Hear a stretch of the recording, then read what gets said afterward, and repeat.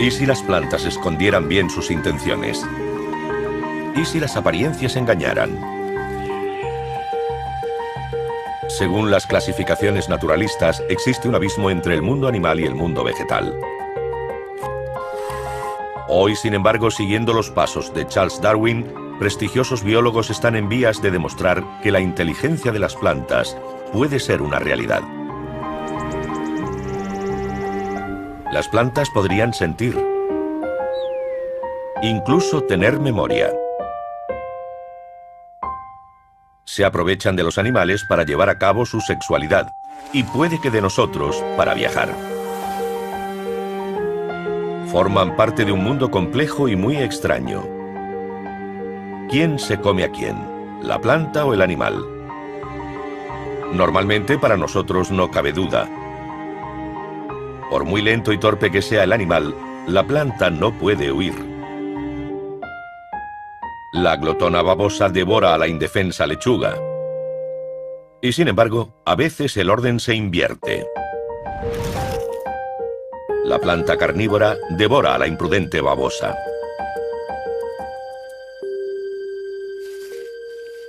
En la mente de las plantas.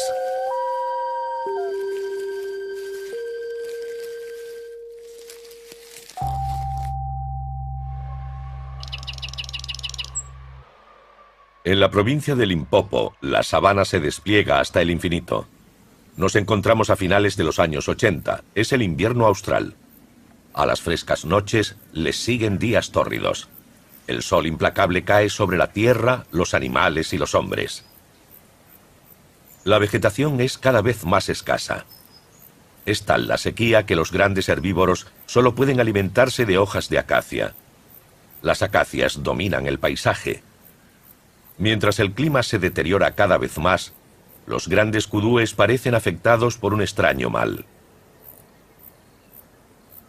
El gran kudú es un antílope hermoso y robusto, y glotón por necesidad.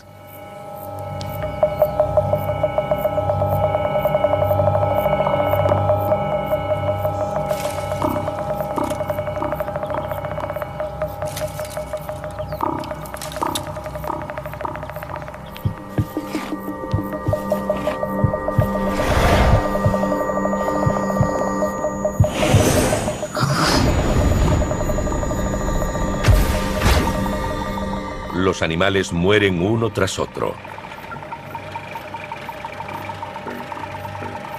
Los cadáveres empiezan a contarse por miles. Los granjeros están desamparados. Para ellos, los kudúes constituyen una importante fuente de ingresos. Intentan comprenderlo, pero no pueden. Es muy angustioso que estos preciosos animales yazcan muertos sin razón. Así que he decidido dedicar mi tiempo a averiguar el porqué.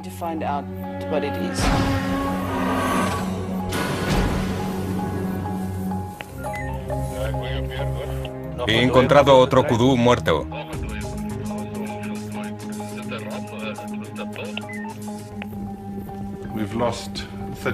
Hemos perdido 34 kudúes, pero lo más extraño es que están muriendo con buena salud aparente.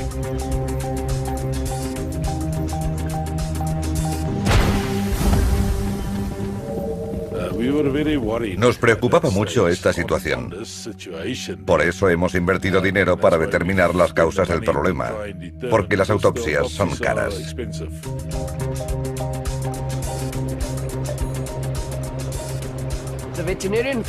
El veterinario no encontró nada en la autopista y nos sugirió que fuéramos más lejos en nuestras investigaciones y buscáramos especialistas en las universidades.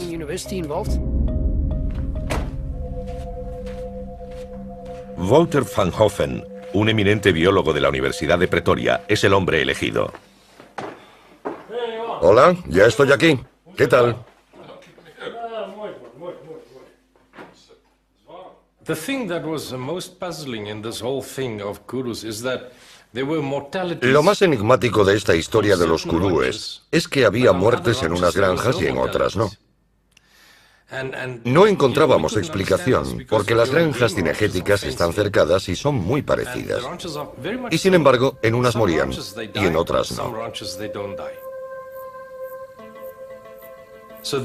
Entonces iniciamos una investigación y descubrimos que había una relación directa entre el número de kudúes y la tasa de mortalidad.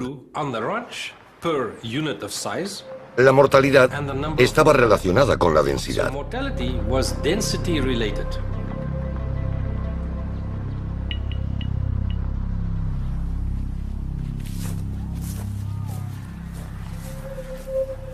Wouter van Hoffen se desplaza con su laboratorio móvil. Sobre el terreno, el especialista en grandes herbívoros africanos actúa igual que un investigador en la escena de un crimen. Ayudado por sus alumnos, realiza múltiples autopsias y análisis más profundos.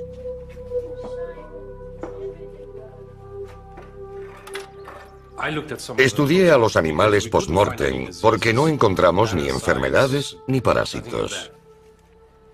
Wouter van Hoffen cree que puede tratarse de un envenenamiento e inicia la autopsia de un kudú por el aparato digestivo. Tras varias necropsias, el científico descubre un inquietante patrón. Examiné los intestinos y especialmente el hígado. La tasa de fermentación de la comida ingerida variaba según la granja. En las que moría un gran número de kudúes, la tasa de fermentación era más baja que en las granjas con menos kudúes, donde apenas había mortalidad. Algo parecía influir en la fermentación, pero ¿qué era? El científico prosigue sus análisis y enseguida descubre que todos los kudúes se han intoxicado por una cantidad excesiva de tanino de acacia.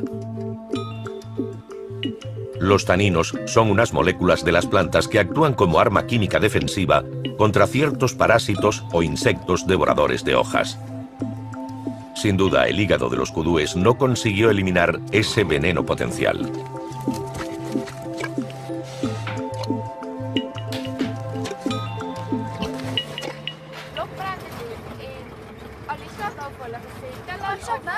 Wouter van Hoffen continúa su investigación en la sabana de Limpopo.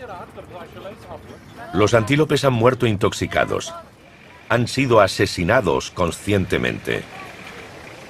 Una vez diseñado el modus operandi, el científico va a proceder a una reconstrucción de los hechos. Ha llegado el momento del experimento y de que van Hoffen y sus alumnos se conviertan en kudúes.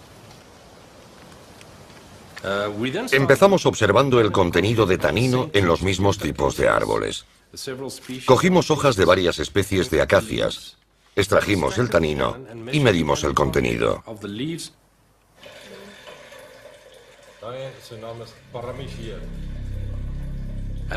Entonces vimos claramente que la cantidad de tanino era 4 veces mayor en las granjas, en las que había un mayor consumo de hojas. Es decir, el árbol estaba respondiendo a un consumo excesivo de sus hojas. Así es como se protegen los árboles. Es una defensa química. No quieren que se coman todas sus hojas porque podrían morir. La acacia es claramente el presunto culpable. Sin embargo, aún queda un misterio. En la escena del crimen, las acacias que no se comen los kudúes también han aumentado la concentración de tanino en sus hojas. ¿Cómo es posible? Primero quitamos las hojas. Luego colocamos unas bolsitas en las ramas y las dejamos sobre 1 hora. Después las retiramos.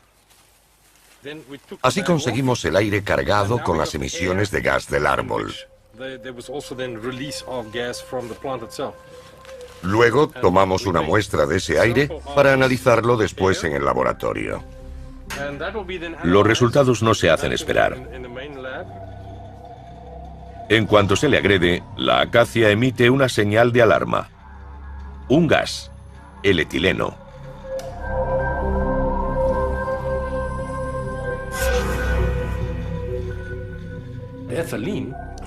Cuando el etileno se libera, se desplaza con el viento, porque es un gas muy ligero. Además, el CH2CH2 es incoloro e inodoro. Pero cuando alcanza otras hojas intactas, afecta a las mitocondrias, que fabrican después las enzimas que, a su vez, catalizan la producción del tanino. Es una comunicación química.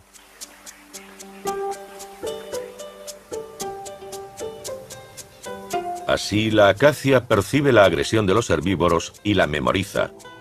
Pero además advierte el riesgo de los otros árboles de su especie y se comunica con ellos para prevenirlos del peligro, demostrando así una verdadera inteligencia social.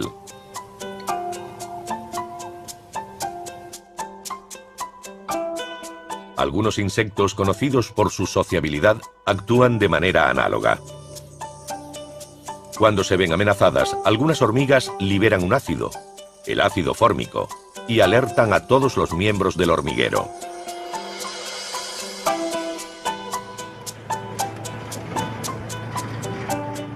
Wouter van Hoffen ha resuelto un auténtico enigma.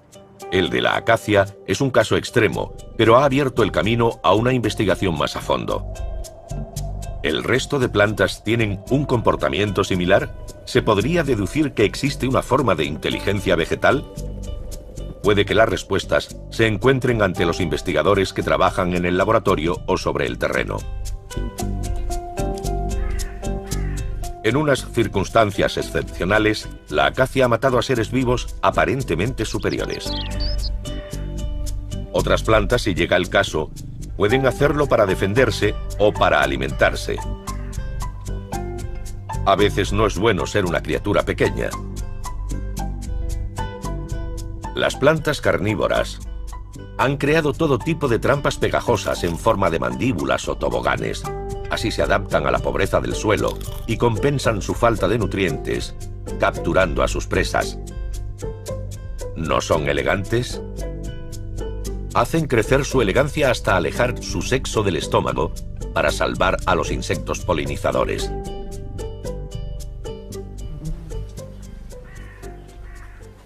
El especialista en plantas carnívoras, Jean-Jacques Labat, posee en el corazón de Gascuña una colección única en Europa, hasta el punto de que su vivero sirve hoy de reserva.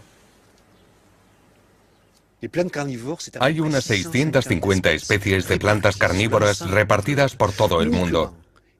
Solo no están en los polos y en los desiertos. Una de las más fascinantes es la Darlingtonia.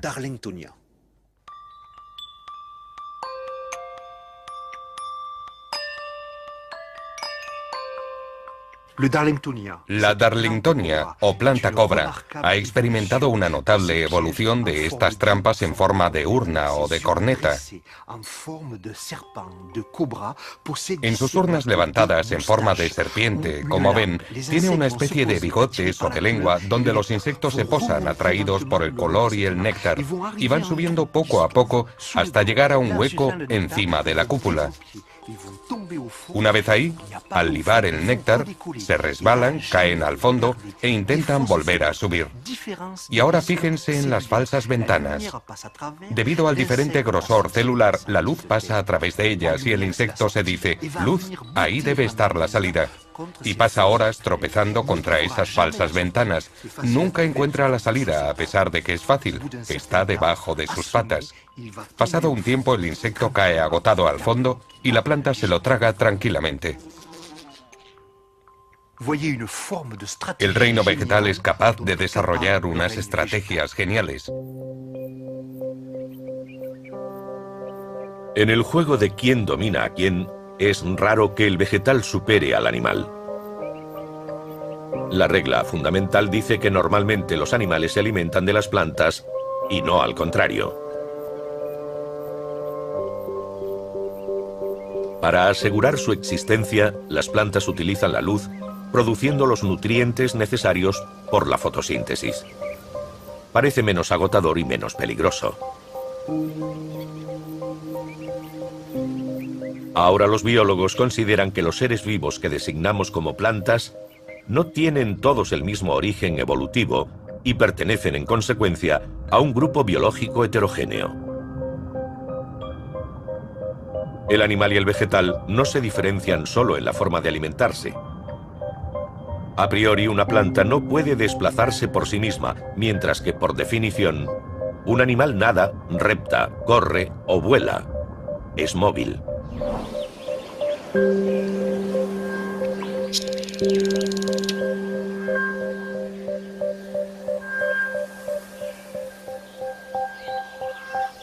El botánico Francis Allais es especialista en la estructura de los árboles y en la ecología de los bosques húmedos tropicales. Avalado por una gran práctica sobre el terreno, a este explorador incansable no deja de sorprenderle el mundo vegetal. Los estadounidenses han secuenciado el genoma humano, 26.000 genes. El problema es que algunos años después se descifró la secuencia del genoma del arroz, 50.000 genes. Aquello se complicaba y muchos biólogos dijeron que se tendría que olvidar la idea de que cuanto más evolucionado estaba un organismo, más genes tenía. Axel Kahn, un colega genetista que se ocupa de la genética humana, nos dijo entonces: no abandonen esa idea. Cuanto más evolucionado está un ser vivo, más genes tiene. Eso significa que el arroz está más evolucionado que vosotros. Bueno, que nosotros, que el ser humano.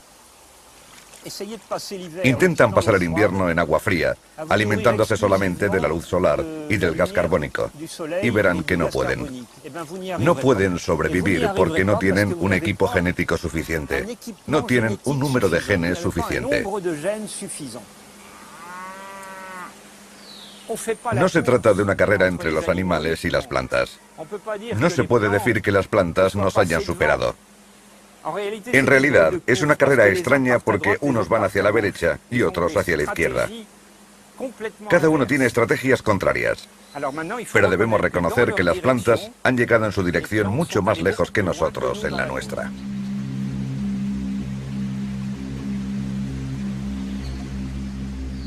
Sin embargo, las plantas y los animales comparten el mismo planeta, y a menudo sus destinos están estrechamente ligados. Las plantas alimentan a los animales y a su vez esperan que ellos dispersen sus semillas. Las plantas despliegan su arsenal bioquímico para defenderse y también su enorme inventiva para llevar a cabo su sexualidad. Su belleza y su perfume son mecanismos compensatorios de su inmovilidad.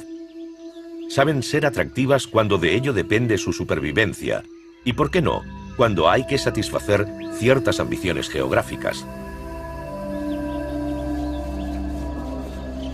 La glicinia o la mimosa nos han necesitado para recorrer el mundo y atravesar los océanos. ¿Las plantas no se hacen a veces tan seductoras para viajar?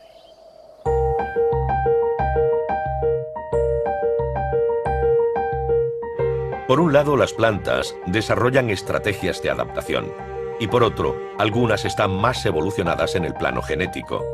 Es cierto, pero ¿basta para considerarlas inteligentes?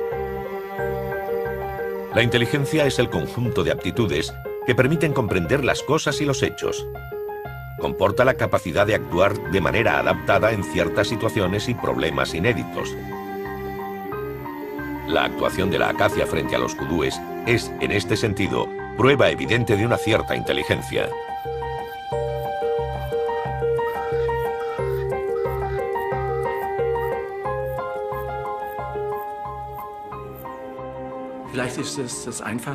Es bastante fácil decir que gracias a la evolución los sistemas vivos han ido haciéndose más y más inteligentes, pero inteligentes desde un punto de vista antropomórfico, ya que es el hombre el que observa estos sistemas y se observa a sí mismo. En todo el mundo hay científicos que estudian el comportamiento de las plantas. Al respecto, los alemanes han desempeñado un papel pionero en el estudio de la inteligencia vegetal. La Universidad de Bonn cuenta actualmente con los investigadores más activos en este campo. Aquí se estudian tanto los sistemas de percepción del guisante como la estructura celular del maíz.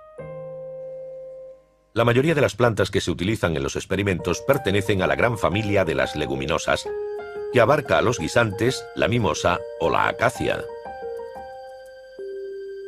Nuestros resultados de los últimos años, igual que los de los numerosos colegas que trabajan en todo el mundo, han demostrado que las plantas perciben su entorno con un verdadero saber hacer. El profesor Dieter Volkmann se inscribe plenamente en la tradición heredada de Charles Darwin, el célebre naturalista. En sus experimentos, el investigador alemán utiliza técnicas sencillas. Hay varias plantas, como el guisante o la judía, que desarrollan zarcillos para trepar en busca de la luz y el aire. Nosotros utilizamos plantas de guisantes, como esta de aquí. Cuando estimulamos los zarcillos así, 4 o 5 veces, lo que hacen es crecer en el sentido de la estimulación, incluso después de haber retirado el palito.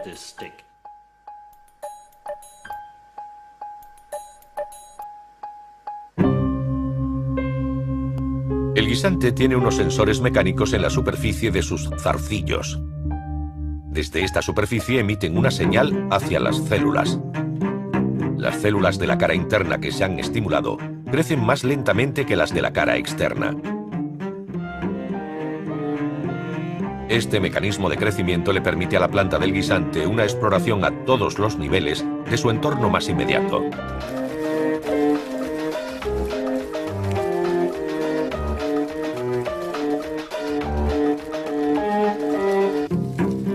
En las plantas existe a veces una verdadera motricidad acompañada de sensaciones. Esto está admitido en el caso de las plantas carnívoras, pero también en algunas especies más comunes.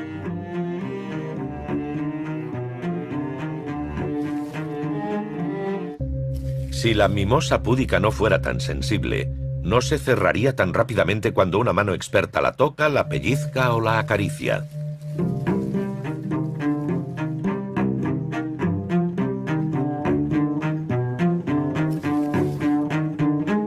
La mimosa púdica ha sido objeto de experimentos desde principios del siglo XX.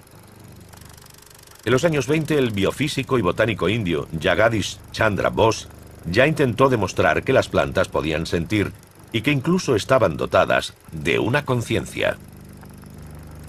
Chandra Bose, adelantado a su época, utilizaba la electricidad. También realizó trabajos pioneros sobre el crecimiento de las plantas y sus reacciones a las ondas electromagnéticas.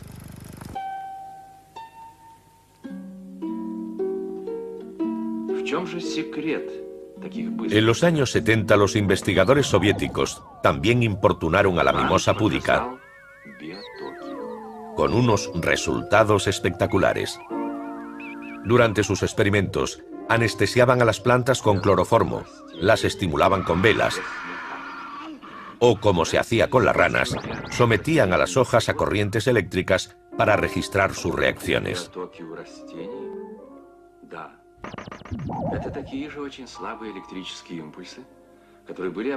La electricidad, o una cerilla. ¿Por qué no pensar en otras estimulaciones? Unas palabras bonitas, un poco de música. El Desmodium gyrans, o planta telégrafo, baila en el sentido estricto de la palabra.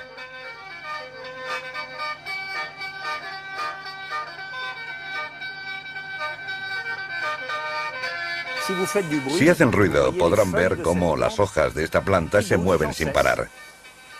Pero si en lugar de hacer ruido la tocan, verán que no se mueve. Es sensible solamente a la onda sonora.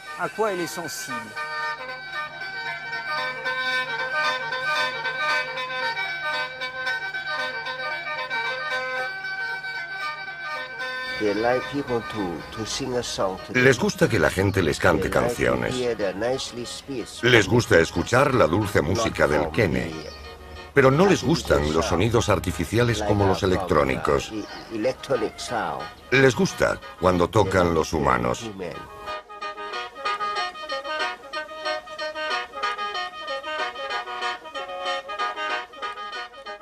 Para nosotros, para los científicos, esto plantea enormes problemas. Por dos razones. Primero, porque no sabemos cómo funciona. Y segundo, y puede que peor, es que no sabremos para qué sirve. Para mí es algo muy curioso. Una planta que se hace notar moviéndose. Pero si se acercase un depredador animal, un herbívoro, no sé, un caballo o un ciervo, no podría ver si se mueve o no. Así que esta planta es un verdadero misterio. La planta que baila parece ser la excepción que confirma la regla. En los años 70, cuando empezó el movimiento hippie, surgió una idea descabellada. Se afirmaba que la música tenía efectos beneficiosos o nefastos sobre los vegetales. Se llevaron a cabo experimentos, si no dudosos, al menos originales. Se metía a las plantas en unas campanas especiales y se les ponía música. El jazz o la clásica les hacían crecer y fructificar. El rock las mataba.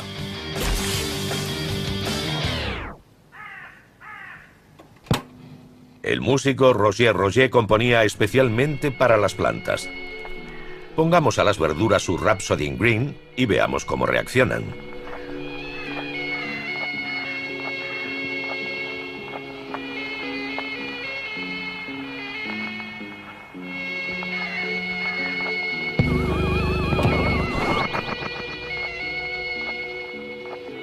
A veces los hombres tienden a exagerar.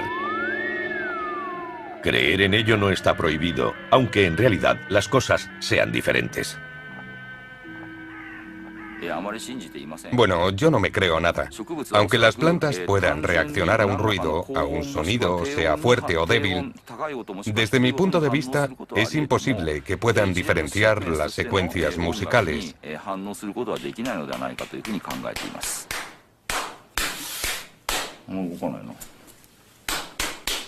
En el ámbito de los vegetales, como en los demás, la investigación básica da lugar a la crítica y a veces al sarcasmo.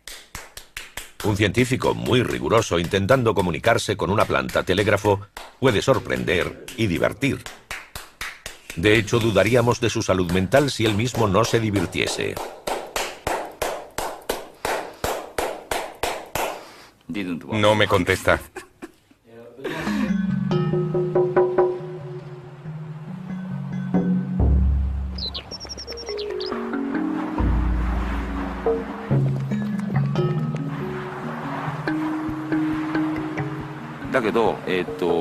Si lo pensamos bien, los japoneses o los asiáticos en general sienten una verdadera curiosidad por las plantas, los animales y por todo lo vivo que les rodea.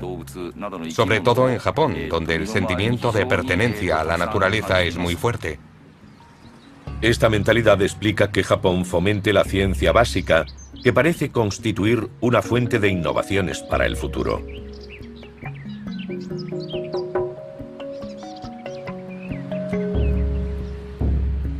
El laboratorio de fisiología vegetal que dirige Minoru Ueda en la Universidad de Tohoku posee todo el arsenal tecnológico ultramoderno de bioquímica estructural y química analítica. El programa de investigación funciona y los descubrimientos se acumulan sobre todo en el campo de la percepción y el sueño de los vegetales.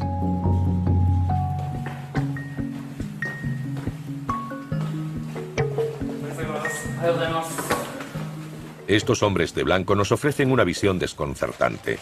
Están paseando a las plantas en sus macetas. Pero no solo eso.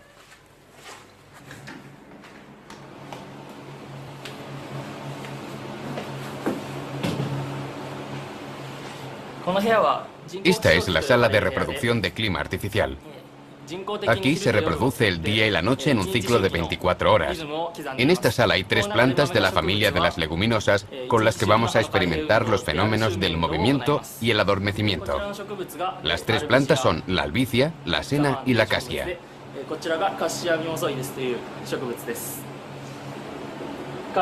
Ahora mismo estoy trabajando con esta de aquí, la casia.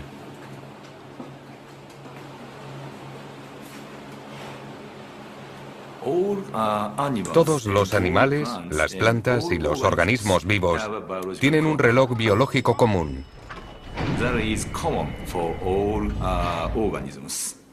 El sueño no es solo cosa de los animales. Algunas plantas duermen de manera similar al ser humano. Son las leguminosas.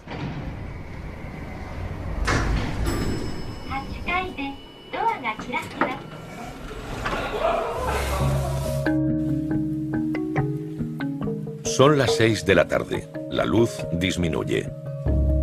Es el momento propicio para observar cómo algunas plantas se adormecen.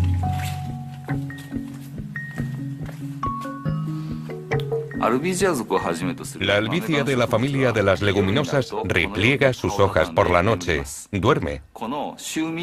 Este movimiento, llamado movimiento de adormecimiento, se produce en un ciclo de 24 horas. Estas hojas que ahora vemos abiertas se cierran por la noche, como las de aquí.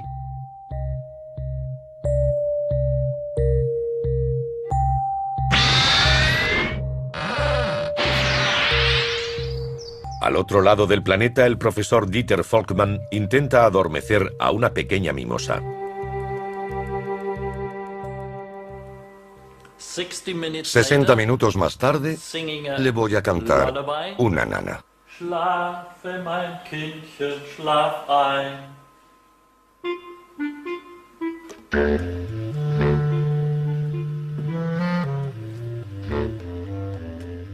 Una oscuridad total produce el resultado esperado. La pequeña mimosa se ha dormido.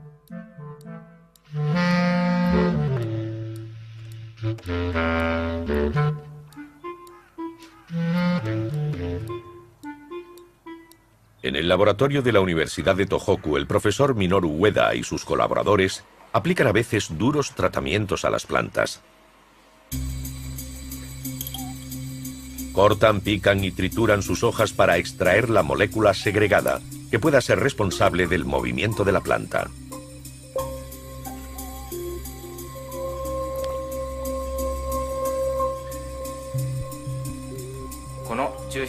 Primero se extrae esta secreción de la planta. Esto tarda una semana. Después se purifica el extracto obtenido por cromatografía líquida. Este proceso se repite varias veces, hasta que la sustancia activa obtenida sea pura. Hojas y células se someten a la molécula purificada para observar sus reacciones.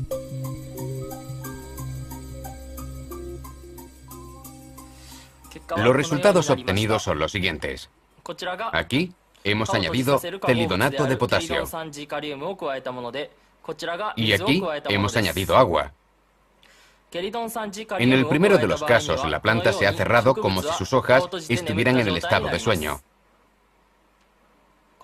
Por el contrario, donde hemos añadido el agua, la planta sigue normal, con las hojas abiertas. Por lo tanto, podemos constatar que la sustancia química tiene control sobre el fenómeno del adormecimiento.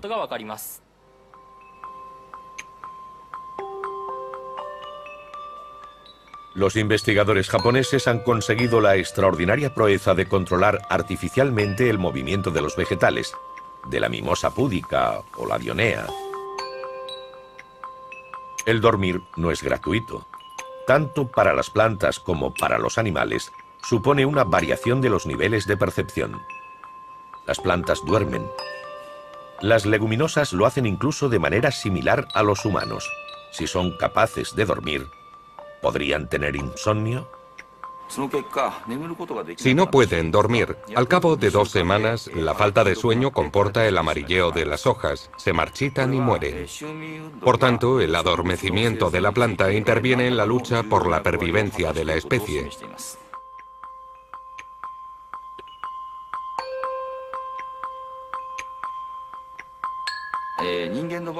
A diferencia de los humanos, donde el sueño desempeña un papel vital, aún no podemos decir si para las plantas el hecho de replegar las hojas al adormecerse no sirve solo para regular la higrometría. Aún no hemos esclarecido las causas y las razones de este fenómeno.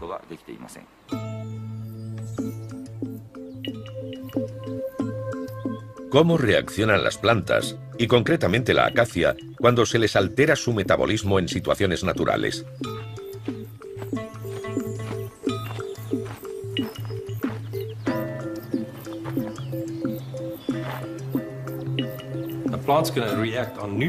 Una planta reaccionará a los nutrientes que transporta el agua por su sistema radicular.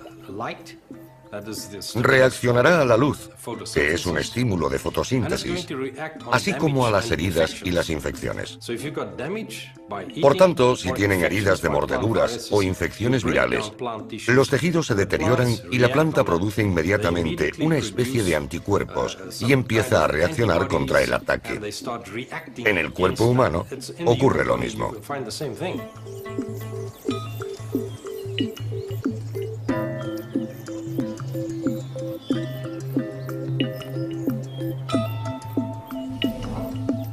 ¿Los resultados de los experimentos realizados en Bonn o Sendai son suficientes para concluir que las plantas son inteligentes? ¿Y para ser inteligentes, no necesitan tener también memoria? Si tomamos el ejemplo de la planta telégrafo, no cabe duda de que las plantas tienen memoria. Veamos el caso de una planta que baila en la naturaleza, pero que nunca ha tenido la oportunidad de bailar porque es joven o porque está en un lugar muy silencioso. Si intentamos hacerle bailar mediante ruido, no pasará nada. Se moverá un poco, pero visiblemente no entiende qué queremos. Entonces hay que entrenarla día tras día, hacer que baile cada día, y verán que conforme pasan los días, cada vez baila mejor hasta convertirse en una bailarina experta. Y seguirá siéndolo siempre. Por lo tanto, es evidente que en esta planta ocurre algo parecido a lo que un deportista llamaría entrenamiento. Eso se basa en la memoria. ¿Un bosque puede tener memoria del fuego que lo arrasó? ¿Y una pradera puede recordar a la máquina que la segó? ¿Qué es la memoria? Es la facultad de conservar y recordar lo que se ha visto, oído, sentido, aprendido. Una aptitud de conservación y de recuperación. La acacia de la zona más seca de la provincia de Limpopo no ha dado muestras de memoria. Memoria es una palabra que se ha utilizado en sistemas muy diversos. Tenemos nuestra memoria, también tenemos la memoria del ordenador, que no es lo mismo, y la memoria de los animales inferiores, que es otro sistema. En última instancia, podemos hablar de esta otra forma de memoria. De hecho, lo hacemos diferentes autores, de la memoria de los vegetales.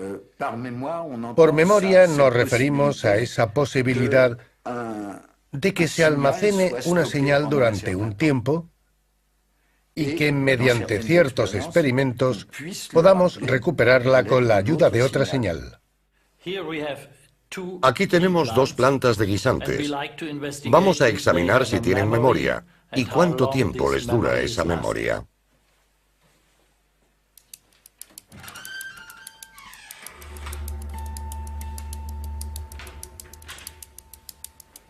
Dieter Vollmann estimula a estas pequeñas plantas en horizontal de 20 a 30 minutos. Así altera su sentido normal de crecimiento. Si dejamos las plantas en esta posición, crecerán así.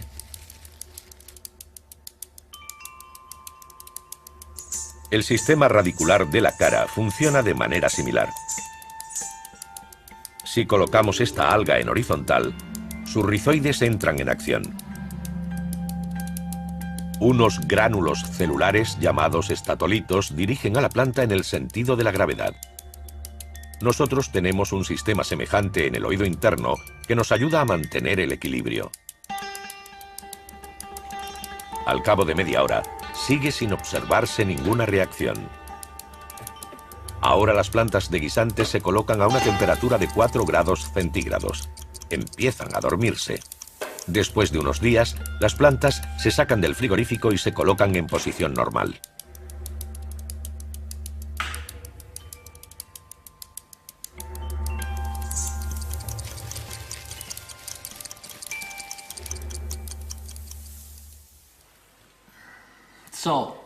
Entonces, después de haber subido la temperatura de 4 a 22 grados centígrados, podemos ver la respuesta de ambas plantas. Las dos sabían exactamente lo que era arriba y abajo. Han recordado la estimulación de antes del fin de semana durante al menos 4 o 5 días. Sin embargo, vemos que la respuesta ha sido diferente, lo que significa que esta de aquí tiene mejor memoria que esta otra.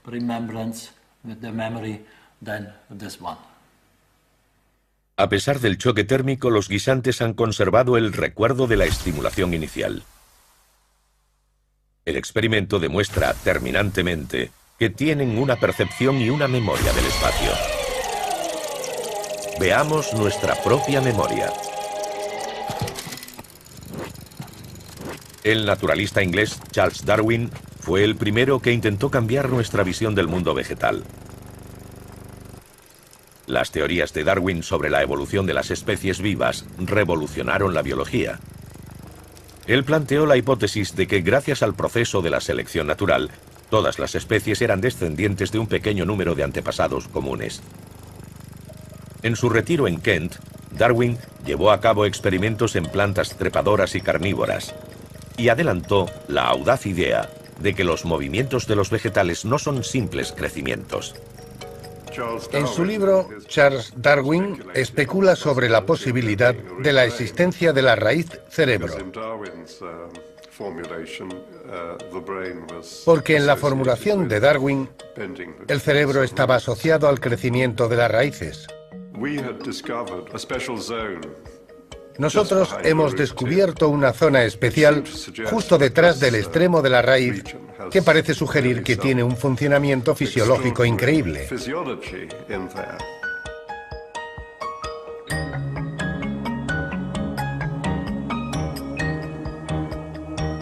Charles Darwin revolucionó el pensamiento de su época y aún hoy nos desconcierta. Darwin partía de la base de que las raíces de los vegetales son un lugar de intercambio nutricional igual que la cabeza de los animales. Las raíces de una planta serían su cerebro. La teoría de la raíz cerebro. La Root Brain Theory. Con la cabeza arraigada en el suelo, la planta solo dejaría ver sus órganos sexuales.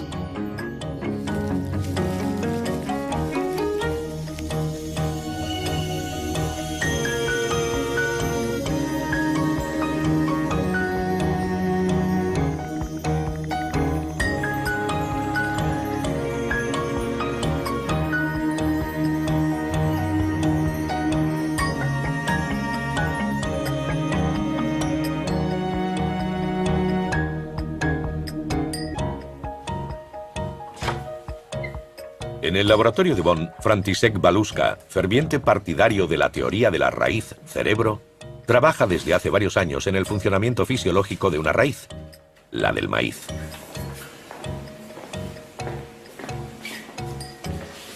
Okay, so these are the seedlings in one.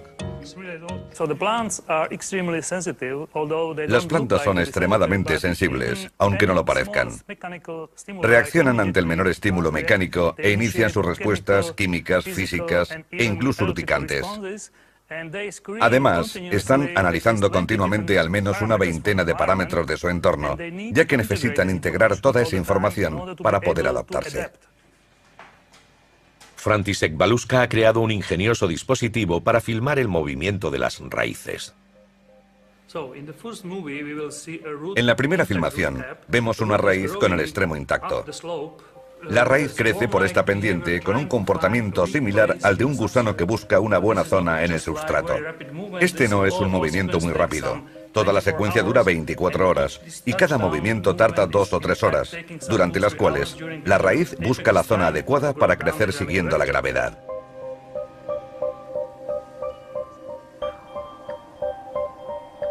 Aunque la raíz del maíz se comporta como un gusano, no se estremece bajo el filo de la cuchilla. En la segunda filmación vemos dos situaciones diferentes. Abajo hay una raíz entera con su extremo y arriba una raíz con el extremo cortado. Como vemos, la de arriba no puede hacer ese movimiento de gusano porque le falta la punta. La raíz decapitada crece más rápido que la otra, pero no es capaz de encontrar un punto de crecimiento óptimo. Así lo hace en línea recta.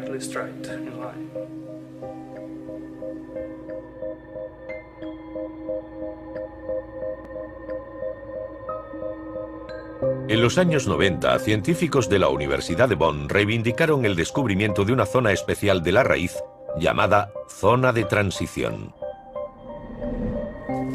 En ella se encuentran unas células que albergan moléculas como la actina y la miosina. Y un dato muy llamativo, son las mismas moléculas que permiten la actividad motriz de las células musculares de los animales. Las células de la zona de transición funcionan de la misma manera que las conexiones nerviosas de los animales, la sinapsis. Las plantas saben cuándo tienen que florecer o cuándo deben entrar en reposo. Son decisiones muy importantes para la planta y toda su estructura debe reaccionar de modo sincronizado. Luego, debe haber un centro de mando en la planta que decida cuándo iniciar el proceso. Las investigaciones actuales en fisiología vegetal confirman la intuición y las ideas de Charles Darwin. Tanto el crecimiento de la raíz como la exploración inteligente del espacio. Las raíces procesan información compleja igual que el sistema nervioso de los vertebrados. Las plantas, en el fondo, se nos parecen.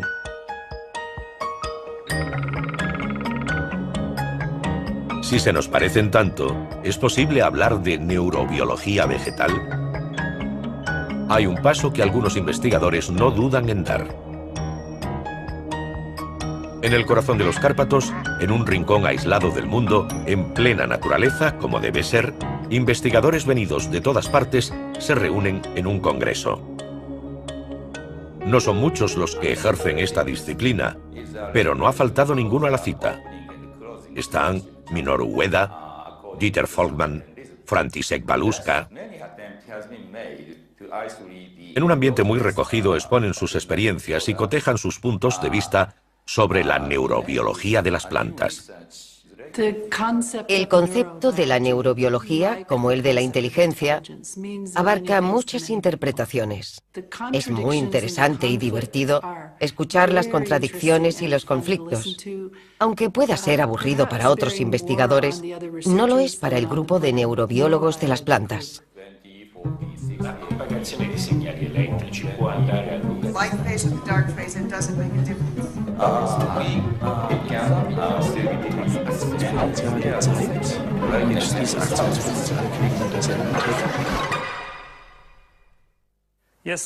Nosotros hablamos de neurobiología porque hay unas moléculas que atañen a un proceso neural. Hay células que no parecen neuronas, aunque es obvio que no lo son, pero se parecen mucho a las neuronas y tienen muchas de sus propiedades. Por lo tanto, existe una analogía muy clara con la neurobiología. Nosotros no creemos que las plantas tengan cerebro. No creemos que tengan nervios. Pero hay grandes similitudes en el plano estructural y molecular. Y podemos decir que la diferencia entre las plantas y los animales no es tan grande. O al menos entre las plantas y los animales inferiores, en el plano celular y molecular.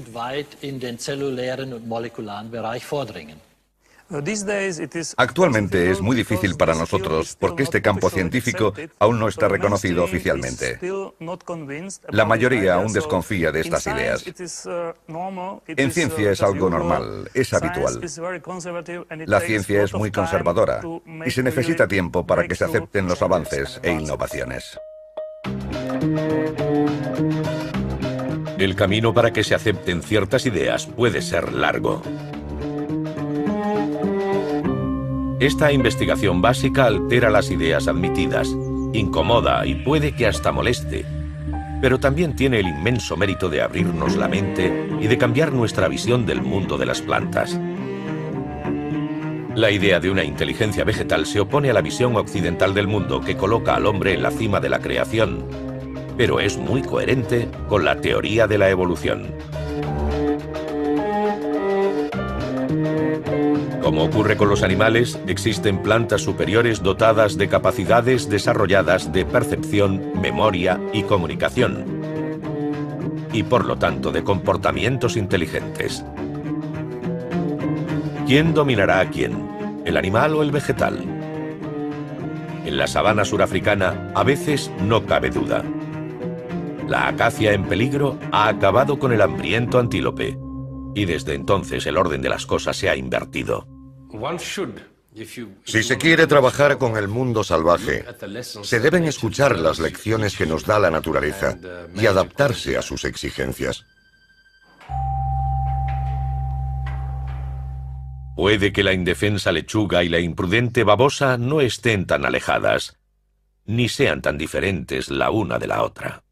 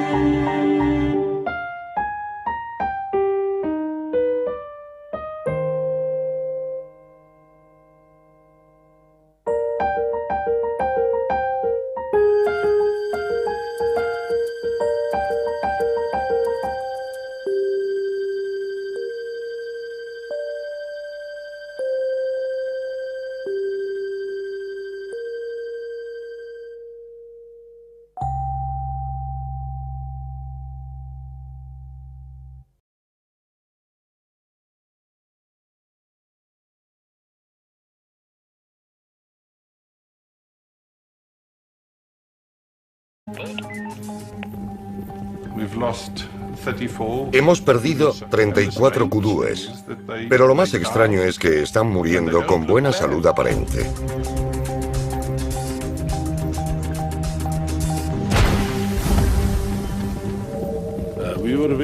Nos preocupaba mucho esta situación. Por eso hemos invertido dinero para determinar las causas del problema, porque las autopsias son caras.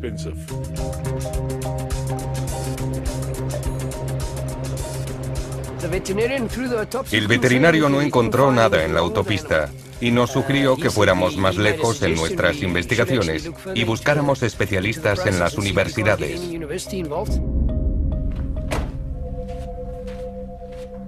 Wouter van Hoffen, un eminente biólogo de la Universidad de Pretoria, es el hombre elegido. Hola, ya estoy aquí. ¿Qué tal? The thing that was the most puzzling in this whole thing of kurus is that there were mortalities. Lo más enigmático de esta historia de los kurúes es que había muertes en unas granjas y en otras no. No encontrábamos explicación, porque las granjas cinegéticas están cercadas y son muy parecidas. Y sin embargo, en unas morían y en otras no. Se aprovechan de los animales para llevar a cabo su sexualidad, y puede que de nosotros para viajar. Forman parte de un mundo complejo y muy extraño. ¿Quién se come a quién? ¿La planta o el animal? Normalmente para nosotros no cabe duda. Por muy lento y torpe que sea el animal, la planta no puede huir. La glotona babosa devora a la indefensa lechuga. Y sin embargo, a veces el orden se invierte. La planta carnívora devora a la imprudente babosa.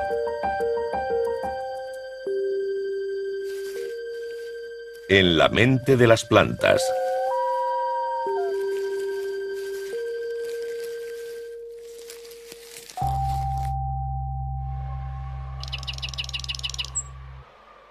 En la provincia de Limpopo, la sabana se despliega hasta el infinito.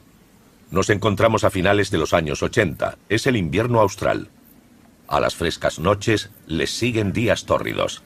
El sol implacable cae sobre la tierra, los animales y los hombres. La vegetación es cada vez más escasa. Es tal la sequía que los grandes herbívoros solo pueden alimentarse de hojas de acacia. Las acacias dominan el paisaje.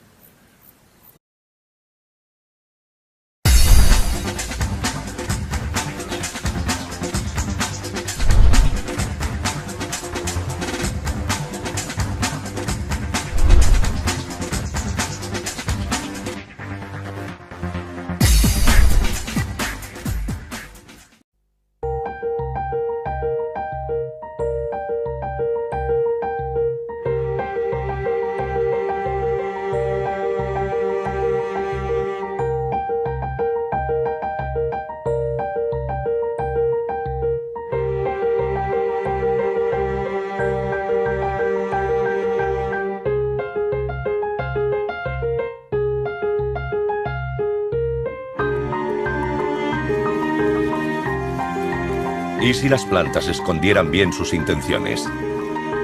¿Y si las apariencias engañaran?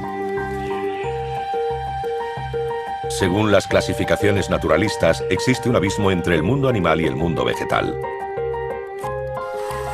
Hoy, sin embargo, siguiendo los pasos de Charles Darwin, prestigiosos biólogos están en vías de demostrar que la inteligencia de las plantas puede ser una realidad. Las plantas podrían sentir,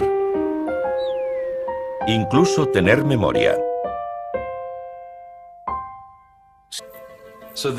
Entonces iniciamos una investigación y descubrimos que había una relación directa entre el número de kudúes y la tasa de mortalidad.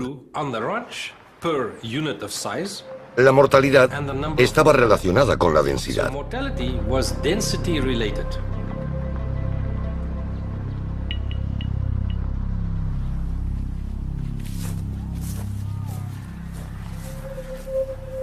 Wouter van Hoffen se desplaza con su laboratorio móvil. Sobre el terreno, el especialista en grandes herbívoros africanos actúa igual que un investigador en la escena de un crimen. Ayudado por sus alumnos, realiza múltiples autopsias y análisis más profundos.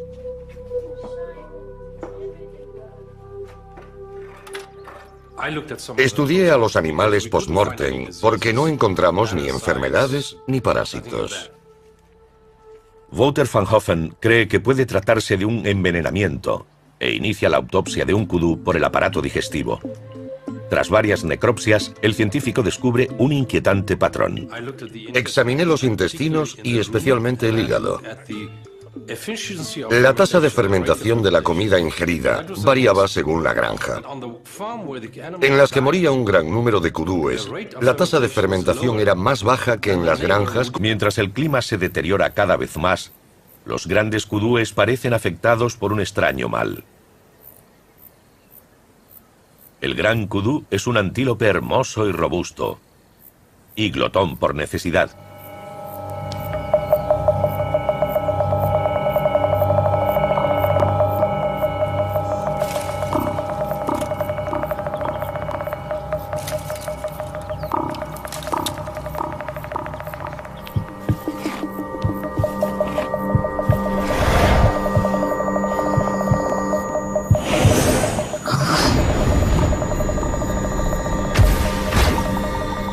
Los animales mueren uno tras otro.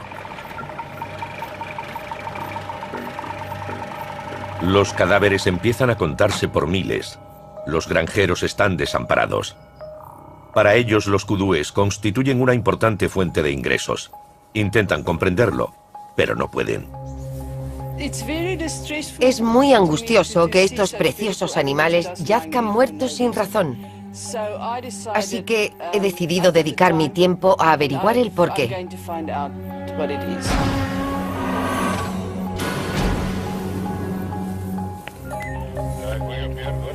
He encontrado otro kudú muerto.